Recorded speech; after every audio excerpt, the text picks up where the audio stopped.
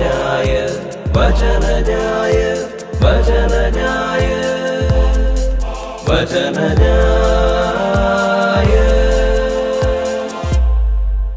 ഈശോ മിശിഹായ്ക്ക് സ്തുതിയായിരിക്കട്ടെ. ഈശോയിൽ എത്രയും സ്നേഹമുള്ളവരെ, ലൂക്കായുടെ സുവിശേഷം 17-ാം അധ്യായം 11 മുതൽ 19 വരെയുള്ള തിരുവചന ഭാഗമാണ് നമ്മൾ ആണ്ടുവട്ടത്തിലെ 28-ാമത്തെ ഈ ആഴ്ചയിൽ ധ്യാനത്തിന് വിഷയമാക്കുക. വിൻസെൻ്റ് ചർച്ചിൽ തൻ്റെ പ്രസംഗത്തിൽ പറഞ്ഞു എന്ന് പറയപ്പെടുന്ന ഒരു കഥയാണ്. ഒരു കുത്തിയൊഴുകുന്ന വെള്ളച്ചാട്ടത്തിൽ ഒരു കുട്ടി വീണുപോയി. അപ്പോൾ വളരെ സാഹസികമായിട്ട് ഒരു നാവികൻ ഈ കൊച്ചിനെ രക്ഷപ്പെടുത്തി എന്നാ പറയാം. രക്ഷപ്പെടുത്തി ആളുകളൊക്കെ ഇയാളെ അഭിനന്ദിച്ചു ഒരുപാട്. കൊച്ചിന് കുഴപ്പമൊന്നുമില്ല, കുട്ടിയും സേഫാണ്. അപ്പോൾ കുട്ടിയെ വീട്ടിൽ കൊണ്ടുപോയി. പിറ്റേ ദിവസം ഈ നാവികൻ്റെ വീട്ടിലേക്ക് ഈ കുട്ടിയെയും കൂട്ടി അവൻ്റെ അമ്മ വന്നു. ഇയാൾ വിചാരിച്ചു അമ്മ വന്നത് നന്ദി പറയാൻ വേണ്ടിയിട്ടായിരിക്കും. അപ്പോൾ അമ്മയുടെ ചോദ്യം ഇതാണ്, താങ്കളാണോ എൻ്റെ കുഞ്ഞിനെ രക്ഷപ്പെടുത്തിയത്? യെസ്, ഞാനാണ് രക്ഷപ്പെടുത്തിയത്, ഇയാൾ ഉത്തരം പറഞ്ഞു. അപ്പം അമ്മയുടെ രണ്ടാമത്തെ ചോദ്യം ഇതാണ്, ഇവൻ്റെ തലയിലൊരു തൊപ്പി ഉണ്ടായിരുന്നു, അതെവിടെ? പ്രിയപ്പെട്ടവരെ, 10 കുഷ്ഠരോഗികളെക്കുറിച്ചാണ് നമ്മൾ ധ്യാനിക്കുക. ഈശോയുടെ അടുത്തേക്ക് വരുന്ന 10 കുഷ്ഠരോഗികൾ, അവരുടെ ആഗ്രഹം മുഴുവനും ഈ കുഷ്ഠം മാറണം, സമൂഹത്തിലേക്ക് വീണ്ടും വരണം എന്നുള്ള ഒരു വലിയ ആഗ്രഹമാണ്. ഈ ആഗ്രഹമായിട്ട് ഈശോയുടെ അടുത്തേക്ക് വരുമ്പോൾ ഈശോ അവരോട് പറയുന്നത്, നിങ്ങൾ പോയി നിങ്ങളെ തന്നെ പുരോഹിതർക്ക് കാണിച്ചു കൊടുക്കുക. അവർ പോകുന്ന വഴി 10 പേരും സുഖം പ്രാപിച്ചു. അതിൽ ഒരാൾ തിരിച്ചു വന്നു. അയാൾ സമറിയാക്കാരൻ, അതായത് വിജാതീയനായിരുന്നു എന്ന് പറയുന്നു. ഇയാൾ ഈ തിരിച്ചു വരാൻ കാണിച്ച നല്ല മനസ്സിനെ ഈശോ അപ്രീഷിയേറ്റ് ചെയ്യുന്നു, ഈശോ അംഗീകരിക്കുന്നു, അഭിനന്ദിക്കുന്നു. അതാണ് ഈ സുവിശേഷത്തിൻ്റെ ഒരു ചുരുക്കം എന്ന് പറയും.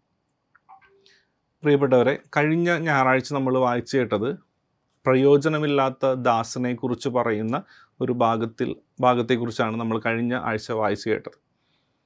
ഈശോയും തന്നെ ഇവിടെ പ്രയോജനമില്ലാത്ത ഒരു ദാസൻ്റെ അവസ്ഥയിലേക്ക് താഴ്ത്തുകയാണ്. ഈ കുഷ്ഠരോഗികൾ വന്നു, കുഷ്ഠരോഗികൾ സുഖം പ്രാപിച്ചു. പക്ഷേ ഒരാൾ മാത്രം തിരിച്ചു വന്നു. ഇവിടെ ഈശോ തിരിച്ചൊന്നും ആഗ്രഹിക്കുന്നില്ല, തന്നെക്കൊണ്ട് ചെയ്യാൻ പറ്റാവുന്നതിൻ്റെ മാക്സിമം ചെയ്തു.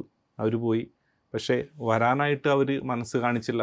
അത് അവനെ ഈശോയെ വേദനിപ്പിക്കുന്നുണ്ടെങ്കിൽ പോലും ഈശോ അന്ന് പറഞ്ഞത്, കഴിഞ്ഞ ഞായറാഴ്ച നമ്മൾ ധ്യാനിച്ചതുപോലെ, പ്രയോജനമില്ലാത്തൊരു ദാസൻ. അതായത് ചെയ്യാൻ കൽപ്പിക്കപ്പെട്ടതെല്ലാം ചെയ്തതിന് ശേഷം ഞാൻ എൻ്റെ കടമ മാത്രമേ നിർവഹിച്ചുള്ളൂ, എനിക്കൊന്നും വേണ്ട എന്ന് പറയുന്ന മനോഭാവത്തിലേക്ക്. അതായത് ഈശോ തന്നെ ഒരു ദാസൻ്റെ ആ ഒരു അവസ്ഥയിലേക്ക് താഴ്ത്തുന്നു.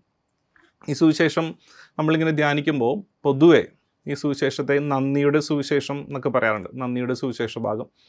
പക്ഷേ നന്ദിയേക്കാൾ അപ്പുറത്തേക്ക് മിനിമത്തിൽ ഒതുങ്ങിപ്പോവാൻ ആഗ്രഹിച്ച 9 മനുഷ്യർ, അങ്ങനെ പറയാനാണ് എനിക്കിഷ്ടം. 10 കുഷ്ഠരോഗികളുണ്ടായിരുന്നു, പക്ഷേ മിനിമം കൊണ്ട് തൃപ്തിപ്പെടുന്ന കുറച്ച് കൂട്ടമായിട്ട് അവർ മാറിപ്പോവുക. അതങ്ങനെ പറയാൻ കാരണം എന്താണെന്ന് വെച്ച് കഴിഞ്ഞാൽ, കുഷ്ഠരോഗികളെക്കുറിച്ച് പൊതുവെ പറയാം, കുഷ്ഠം വന്നു കഴിഞ്ഞാൽ അവർ സമൂഹത്തിൽ നിന്ന് പുറത്താക്കപ്പെടും. അത് സ്വജാതിയിൽപ്പെട്ടവരാണെങ്കിലും വിജാതീയരാണെങ്കിലും അവർ സമൂഹത്തിൽ നിന്ന് മാറ്റി നിർത്തപ്പെടും. അവർ സമൂഹത്തിൻ്റെ അല്ലെങ്കിൽ വില്ലേജിൻ്റെ, ഗ്രാമത്തിൻ്റെ പുറത്തു പോയിട്ട് താമസിക്കണമെന്നാണ്. ഇനി ആരെങ്കിലും കണ്ടു കഴിഞ്ഞാൽ അവരടുത്ത് വരാൻ പാടില്ല. യഹൂദർ പറയുന്നതനുസരിച്ച് 6 അടി, മിനിമം 6 അടിയെങ്കിലും അകലം പാലിച്ചിട്ടേ സംസാരിക്കാൻ പാടുള്ളൂ. അതായത് രോഗം പകരാതിരിക്കാൻ വേണ്ടിയിട്ടാണ്.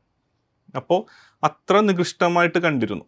നമ്മൾക്ക് ഈ 6 അടി എന്നതിനെക്കുറിച്ചൊന്ന് ആലോചിച്ച് നോക്കി കഴിഞ്ഞാൽ, 6 അടി മണ്ണ് അല്ലേ, മരിക്കുമ്പോൾ ഒരു കുഴിക്ക് വേണ്ടിയുള്ള 6 അടി മണ്ണെന്ന് പറയാം. അങ്ങനെയാണെങ്കിൽ ഈ കുഷ്ഠരോഗികളെ സമൂഹം ഒന്ന് കണ്ടിരുന്നത് എങ്ങനെയാണ്? ഒരു മരിച്ചവനെ പോലെ. അതായത് അവൻ തീർന്നു, ഇനിയൊരു തിരിച്ചറിവില്ല, അങ്ങനെ കണ്ടത്. ഇനി എങ്ങാനും തിരിച്ചു വന്നാൽ, എന്താണ് മോശയുടെ നിയമം അനുസരിച്ച്, ഇനി എങ്ങാനും തിരിച്ചു വന്നു കഴിഞ്ഞാൽ അവൻ എന്ത് ചെയ്യണം? അവൻ പോയിട്ട് പുരോഹിതന് തന്നെ കാണിച്ചു കൊടുക്കണം. പുരോഹിതൻ സാക്ഷ്യപ്പെടുത്തുകയാണ് ഇവനിപ്പോൾ ക്ലീനാണ്, ഇവൻ ശുദ്ധനാണ് എന്ന് പുരോഹിതൻ സാക്ഷ്യപ്പെടുത്തി കഴിഞ്ഞാൽ അവന് വീണ്ടും സമൂഹത്തിലേക്ക് വരാം. അതാണ് യഹൂദ ബാക്ക്ഗ്രൗണ്ട് എന്ന് പറയാം. 2 തരത്തിൽ മുറിവേറ്റവരാണ് ഈ കുഷ്ഠരോഗികളെന്ന് പറയാം. ഒന്നാമതായിട്ട് ശരീരത്തിനേറ്റ മുറിവ്, അതാണ് കുഷ്ഠം. രണ്ടാമതായിട്ട് പറയുമ്പോൾ ഈ കുഷ്ഠം വരാനായിട്ടുള്ള കാരണം അവർ ചെയ്ത പാപത്തിൻ്റെ ഫലമാണ് എന്ന് യഹൂദർ വിചാരിച്ചിരുന്നു. അപ്പോൾ ആത്മീയമായിട്ടുള്ള മുറിവും ശാരീരികമായിട്ടുള്ള മുറിവും, ഈ രണ്ട് മുറിവുകളുടെയും വേദന ഇങ്ങനെ കൊണ്ടു നടക്കുന്നു. ഇങ്ങനെ മുറിഞ്ഞ് അവസാനം എന്ത് ചെയ്തു? മുറിവേറ്റവരൊക്കെ ഒരുമിച്ച് കൂടി. അതായത് സ്വജാതിയിൽപ്പെട്ടവരാണെങ്കിലും വിജാതീയനാണെങ്കിലും മുറിവേറ്റ് കഴിഞ്ഞപ്പോൾ വേദന അവർ ഒരുമിച്ചു. അവർ 10 പേരും ഒരുമിച്ചാണെന്ന് പറഞ്ഞത് അതുകൊണ്ട്. ഇപ്പോൾ യഹൂദരുണ്ട്, യഹൂദരല്ലാത്തവരും ഉണ്ട് ഈ കൂട്ടത്തിൽ. അവർ ഈശോയുടെ അടുത്ത് വന്നിട്ട് വളരെ സൗമ്യമായിട്ട് ഈശോയെ വിളിക്കുന്ന ഒരു പേര് ഗുരോ എന്നാണ്. ഗുരോ, ഞങ്ങളിൽ കനിയണമേ എന്നാണ്. ഗ്രീക്ക് ഭാഷ അനുസരിച്ച് ഗുരു എന്നതിൻ്റെ യഥാർത്ഥ ട്രാൻസ്ലേഷൻ അല്ലെ, ശരിക്കും വരുന്ന ഒരു അർത്ഥം ടീച്ചർ അല്ലെങ്കിൽ റബ്ബി എന്നല്ല. അതിന് പറയുന്ന പേര് എപ്പിസ്താത്ത എന്നാണ്. എപ്പിസ്താത്ത. ഈ എപ്പിസ്താത്ത എന്ന വാക്കിന് 2 അർത്ഥങ്ങളുണ്ട്. ഒന്നാമത്തേത് ദ ചീഫ്, രണ്ടാമത്തേത് the commander. The one has the power to meet needs. ആവശ്യങ്ങൾ സാധിച്ചു തരാനായിട്ടുള്ള ഒരാളുടെ കഴിവിനെ, അതോറിറ്റിയെ, അവൻ്റെ ആ അധികാരത്തെയാണ് ഈ ഒരു വാക്ക് എപ്പിസ്താത്തെ എന്ന വാക്ക് സൂചിപ്പിക്കുക.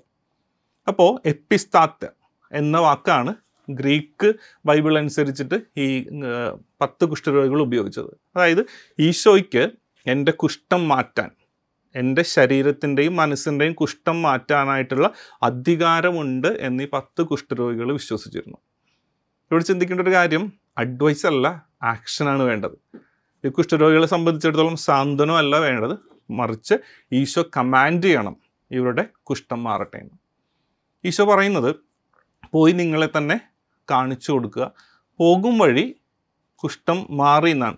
പോകും വഴി കുഷ്ഠം മാറി. അപ്പോൾ പോയി നിങ്ങളെ തന്നെ കാണിച്ചു കൊടുക്കുക. അതായത് ഓൺ ദ സ്പോട്ട് തന്നെ മാറിയിട്ടുണ്ടാവാം, അല്ലെങ്കിൽ അവർ പോകുന്ന വഴി കുഷ്ഠം മാറിയിട്ടുണ്ടാവാം. ഇനി തിരിച്ചു വന്നത് ഒരാൾ മാത്രം അല്ലേ. അപ്പോൾ പോകുന്ന വഴി മാറി ഒരാൾ തിരിച്ചു വന്നു. ഒന്ന് അതിനെക്കുറിച്ചൊന്ന് ആലോചിച്ച് നോക്കിക്കഴിഞ്ഞാൽ ഒരു പക്ഷേ ഇവർ പള്ളി വരെ അല്ലെങ്കിൽ പുരോഹിതൻ്റെ അടുത്ത് വരെ എത്തിയിട്ടുണ്ടാവില്ല. കുഷ്ഠം മാറി ഒരാൾ മാത്രം പുരോഹിതൻ്റെ അടുത്ത് പോകാണ്ട് കർത്താവിൻ്റെ അടുത്തേക്ക് ഓടി വന്നു. ഇനി ഇതിനെക്കുറിച്ച് ഒന്നുകൂടെ ഒന്ന് ആഴത്തിൽ ധ്യാനിച്ച് നമുക്ക് മനസ്സിലാവും അല്ലേ.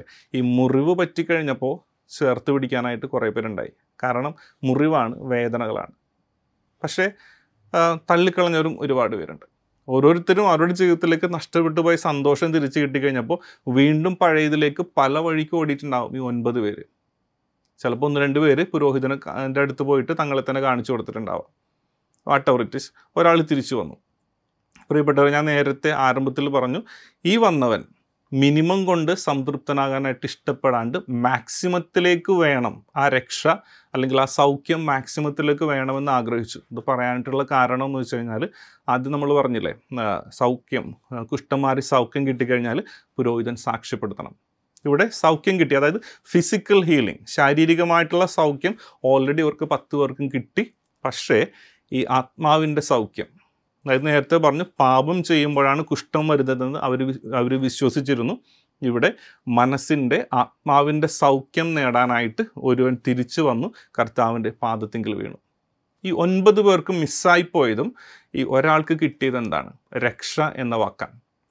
സുവിശേഷം അവസാനിക്കുന്നത് നീ രക്ഷ പ്രാപിച്ചിരിക്കുന്നു, നിൻ്റെ വിശ്വാസം നിന്നെ രക്ഷിച്ചിരിക്കുന്നു, സമാധാനത്തോടെ പോയിക്കൊള്ളുക. അതായത് ഒരു മെഡിക്കൽ സർട്ടിഫിക്കറ്റാണ്, ഹീസ് ഫിറ്റ് എന്നുള്ളൊരു സർട്ടിഫിക്കറ്റ്. പ്രിയപ്പെട്ടവരെ, ആത്മാവും ശരീരവും ഒരുപോലെ വിശുദ്ധി പ്രാപിക്കുമ്പോഴാണ് ദൈവം നൽകുന്ന രക്ഷയ്ക്ക് നമ്മളൊക്കെ ഓരോരുത്തരും അർഹരായിട്ട് മാറുള്ളൂ എന്ന് ഈ സുവിശേഷം പറയാം.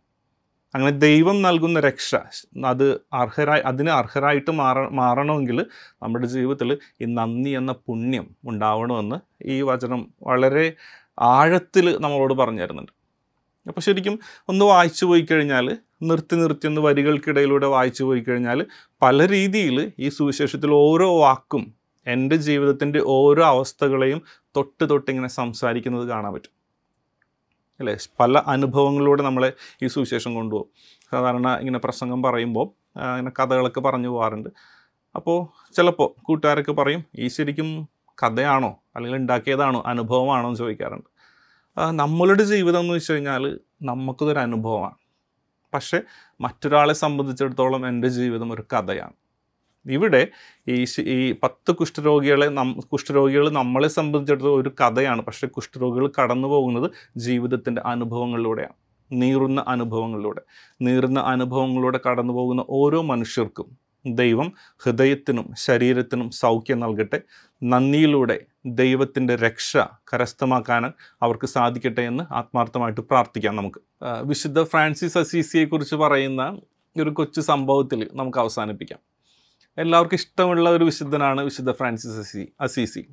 പൂവിനെയും പുല്ലിനെയും പൂക്കളെയും പുഴുക്കളെയും കിളികളെയൊക്കെ ഒരുപാട് സ്നേഹിച്ച ഒരു വിശുദ്ധൻ. അദ്ദേഹം ഇങ്ങനെ ഒരു ദിവസം നടന്നു പോകുമ്പോൾ ഒരു മരച്ചില്ലയിൽ കുറേ കിളികളിരുന്ന് ഒച്ചപ്പാടുണ്ടാക്കണ്ടായിരുന്നു. അദ്ദേഹത്തിന് ഇതുങ്ങളോട് ഭയങ്കര ഇഷ്ടം തോന്നി, ഹൃദയത്തിൽ സ്നേഹം തോന്നി, കൈ ഉയർത്തി ഇതുങ്ങളെ ബ്ലെസ് ചെയ്തു, ആശീർവദിച്ചു. അപ്പോൾ തന്നെ ഈ കിളികളൊക്കെ നന്ദി സൂചകമായിട്ട്, അവർക്ക് കിട്ടിയ അനുഗ്രഹത്തിൻ്റെ നന്ദി സൂചകമായിട്ട് ആ ബ്ലെസ്സിങ്ങിന് നന്ദി പറയുന്നത് പോലെ ഈ കിളികളൊക്കെ ഒരുമിച്ച് പറന്നിട്ട് കുരിശാകൃതിയിൽ നിന്നു എന്നാണ് പറയുക. ഫ്രാൻസിസ് അസീസിയുടെ മുകളിൽ കുരിശാകൃതിയിൽ നിന്നു. അദ്ദേഹം ഇങ്ങനെ കുരിശാകൃതിയിൽ നിശബ്ദമായിട്ട് നിൽക്കുന്ന ഈ കിളികളെ നോക്കി ഈശോയുടെ സുവിശേഷം പറഞ്ഞു. വീണ്ടും ഒരു അനുഗ്രഹം. ഈ അനുഗ്രഹത്തിന് നന്ദിയായിട്ട് ഈ പ്രസംഗം പറഞ്ഞതിന് ശേഷം, കേട്ടതിന് ശേഷം കിളികൾ കുരിശാകൃതിയിൽ നിന്നും മാറി സന്തോഷത്തോടെ പാട്ടുപാടി പറന്നുപോയി എന്ന് പറയും. അതായത് സന്തോഷത്തോടെ ചിലച്ചുകൊണ്ട് പറന്നുപോയി. നമ്മളുടെ ജീവിതം ഒരുപാട് അനുഗ്രഹങ്ങൾ നിറഞ്ഞ ജീവിതമാണ്. എപ്പോഴും ദൈവത്തിന് അനുഗ്രഹങ്ങൾക്ക് നന്ദി പറഞ്ഞുകൊണ്ട് പാട്ടുപാടുന്ന ഈ കിളികളെ പോലെ നമുക്ക് സ്വർഗം നോക്കി പറക്കാം. രക്ഷ കൈവരിക്കും വരെ ആത്മീയമായിട്ടും ശാരീരികമായിട്ടുള്ള സൗഖ്യം നേടുവോളം ദൈവത്തിൻ്റെ രക്ഷയിൽ ആശ്രയിച്ച് ജീവിക്കാൻ ഇന്നത്തെ സുവിശേഷം നമ്മളെ സഹായിക്കട്ടെ എന്ന് പ്രാർത്ഥിക്കുന്നു. ദൈവം അനുഗ്രഹിക്കട്ടെ. ആമേൻ. വചനജായ വചനജായ വചനജായ വചനജായ